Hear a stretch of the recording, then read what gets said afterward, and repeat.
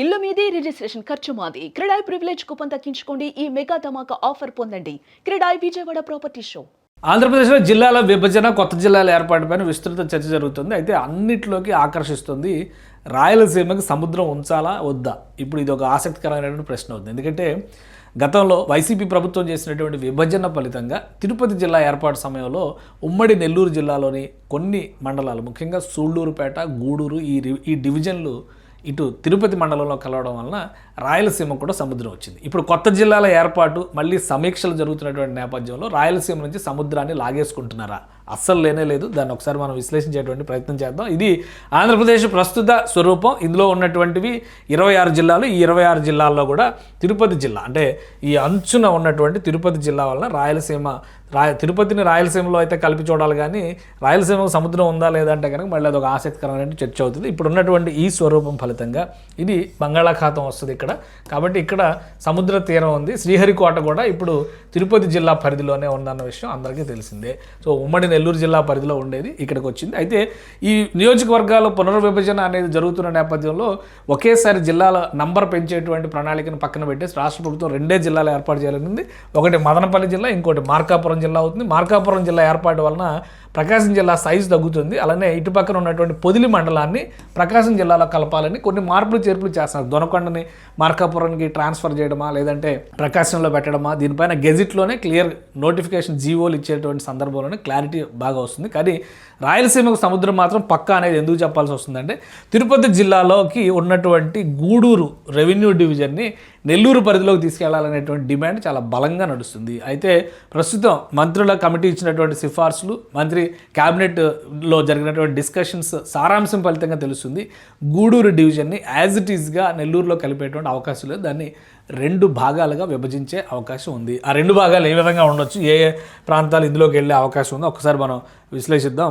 ఈ 2 ప్రాంతాల్లో కూడా ఇది మొత్తం తిరుపతి జిల్లా ప్రస్తుత స్వరూపం అన్నమాట. ఇది టోటల్ మండల్స్, రెవెన్యూ డివిజన్స్ ఏమేమి ఉన్నాయనడానికి ఇక్కడ కనిపిస్తున్నది. ఇదంతా కూడా తిరుపతి డివిజన్ ఈ క్వశ్చన్ ఉంది. ఇదంతా కాళహస్తి డివిజను, ఇది సూళ్లూరుపేట డివిజన్, అంటే పాత నెల్లూరు జిల్లా, ఉమ్మడి నెల్లూరు జిల్లా పరిధిలో ఉన్నటువంటిది అనమాట. సో ఇక్కడ ఈ సత్యవేడు ఇదేమో చిత్తూరు జిల్లాలో వచ్చి తీసుకొచ్చి ఇందులో కలిపింది. సో ఇక్కడ చూస్తే కనుక ఈ పైన ఉన్నది ఇది గూడూరు డివిజన్ అవుతుందన్నమాట. మొత్తం ఇది నెల్లూరు జిల్లా పైన ఉంది. సో ఇక్కడ ఈ గూడూరులో ఉన్నటువంటి ఈ ప్రాంతాలని, గూడూరు రెవెన్యూ డివిజన్లో ఉన్నటువంటి ప్రాంతాలని విభజించడం ద్వారా ప్రస్తుతం ఇక్కడ ఉన్నటువంటి చిత్తమూరు తర్వాత వాకాడు, ఈ 2 మండలాలని తిరుపతి జిల్లాలో కొనసాగించేటువంటి అవకాశం కనిపిస్తుంది. మిగతా ఈ రెవెన్యూ డివిజన్లో మిగతా మండలాలన్నీ కూడా పాత నెల్లూరు జిల్లాలోకి వెళ్ళేటువంటి ఛాన్సెస్ ఉన్నాయి. సో ఇది గెజిట్లో ఇంకా క్లియర్గా వస్తుంది. ప్రస్తుతం ఉన్నటువంటి ఇన్ఫర్మేషన్ ప్రకారం ఈ భాగాన్ని విభజించడం ఫలితంగా ఇదంతా కూడా తిరుపతి జిల్లాలో కొనసాగుతుంది. కాబట్టి ఇది తిరుపతి జిల్లాలో కొనసాగినప్పుడు ఇక్కడ శ్రీహరికోట తిరుపతి జిల్లాలో కంటిన్యూ అవుతుంది, సూళ్లూరుపేట దగ్గరలో ఉంటుంది. అలానే ఇక్కడ దుగరాజపట్నం పోర్ట్ ఉంది. దుగరాజపట్నం పోర్ట్ కూడా సూళ్లూరుపేట ఇక్కడ తిరుపతి జిల్లాలో కంటిన్యూ అవుతుంది.